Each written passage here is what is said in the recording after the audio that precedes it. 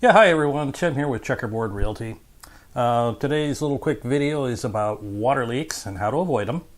Uh, Water leaks are one of those issues that causes a lot of headaches. We like to try to avoid them at all costs because they just cost money, whether it's a little bit of money or a lot of money in some cases. So the best way to do that is a little bit of preventative maintenance or preventative precautions.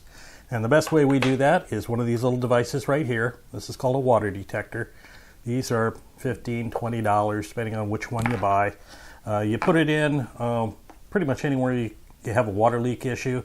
Typically, we see that where the air conditioners are, because you've got a drain line there that kicks out the water out of the air, sends it outside, or by your water heater, because water heaters sit in the closet. Nobody ever looks at them, right? So those are the places where these small leaks turn into big problems later unless you catch it early. And that's exactly what this little device does. We can put those into your property if you don't already have them. Some of you already do, but we haven't done a video like this in a couple of years about this device, so I just wanted to put this out there again.